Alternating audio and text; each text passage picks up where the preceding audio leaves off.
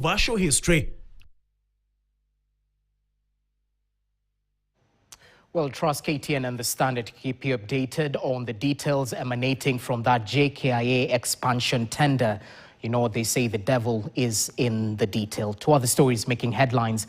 Families of Kenyans who were fatally shot by the police during political demonstrations will be compensated by the government with a minimum of 2.5 million shillings plus medical expenses. A report prepared by the Kenya National Commission on Human Rights has been handed over to President William Ruto, indicating that 245 cases have already been identified as genuine. The report further says that 473 Kenyans who were physically injured will receive a minimum of 1 million shillings each, plus medical expenses covered. And as our senior political affairs reporter Chris Thyro details, the government has set aside a 2 billion shilling kitty in this financial year to cater for compensation of all victims of atrocities, including those who were raped or forced to disappear, as well as detention without trial going back to 2013.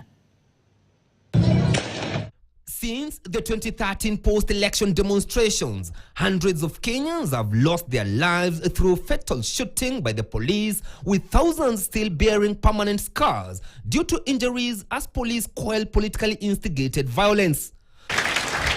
This follows an agreement between ODM and UDA parties spearheaded by the late former Prime Minister Raila Odinga and President William Ruto to compensate those who were killed or injured during the demonstrations. The report was officially handed over by the Kenya National Commission on Human Rights to President William Ruto at an event held at State House, Nairobi.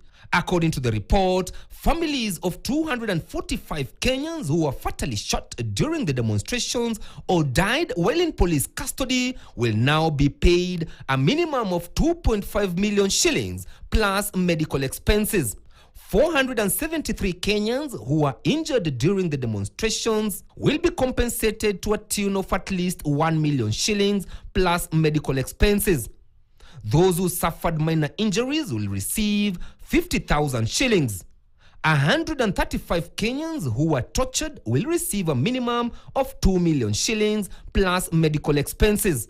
Families of 35 forced disappearances cases will receive a minimum of 1.5 million shillings. 75 victims of sexual offenses like rape and defilement will receive a minimum of 2 million shillings plus medical expenses. Those arrested and detained without trial will be compensated 50,000 shillings, while 138 people who lost their property and businesses vandalized will be compensated 100,000 shillings each. It cannot fully compensate a family, a trader, or a community for all that has been taken away from them.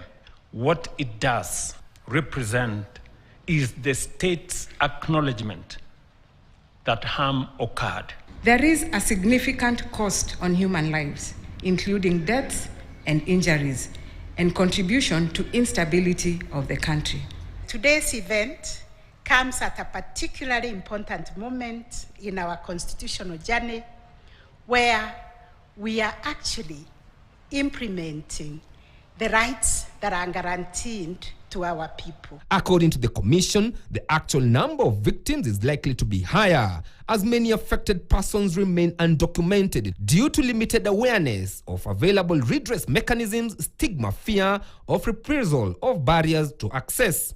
The report coming only days before Gen Z staged yet another round of demonstrations against the current administration as they commemorate June 25th, where more than 10 youths were shot dead by the police as they stormed parliament buildings. If you use a bullet, that bullet is bought by the Mwananchi you are killing.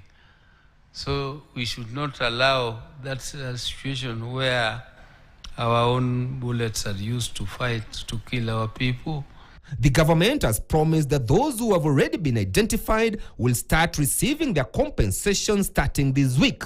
The commission has also proposed to have a repatriation kitty that will assist in sorting out genuine cases. Chris Thyro, KTN, Nairobi. In related news, victims'